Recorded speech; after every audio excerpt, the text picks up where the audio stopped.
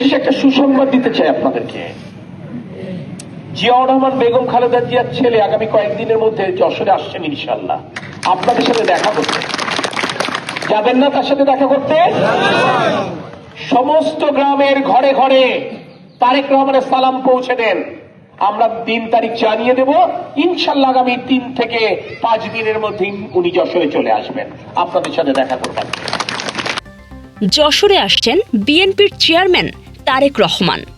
এমন খবরে জেলায় জেলায় ছড়িয়ে পড়েছে উল্লাস। দলীয় নেতাকর্মীদের মধ্যে দেখা দিয়েছে ব্যাপক উৎসাহ ও উদ্দীপনা।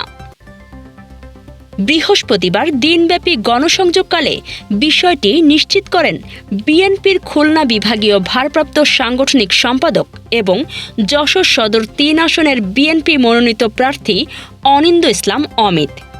তিনি বলেন, আপনাদের জন্য সুখবর আছে। কয়েকদিনের মধ্যেই আপনাদের প্রিয় নেতা যশোরে আসবেন। তবে তিনি সফরের নির্দিষ্ট তারিখ জানাননি।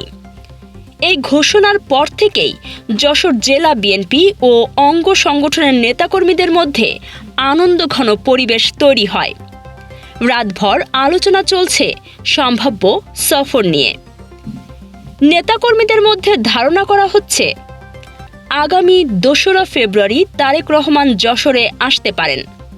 এ বিষয়ে যশোর জেলা বিএনপির সভাপতি অ্যাডভোকেট সৈয়দ সাবেরুল হক সাবু বলেন, 2 তারিখে আসবেন এমন একটি খবর শোনা যাচ্ছে। তবে বিষয়টি এখনও নিশ্চিত নয়। তিনি জানান, তারেক রহমানের আগমন উপলক্ষে উপশহর ডিগ্রি কলেজ মাঠকে প্রাথমিকভাবে সম্ভাব্য ভেন্যু হিসেবে ভাবা হচ্ছে।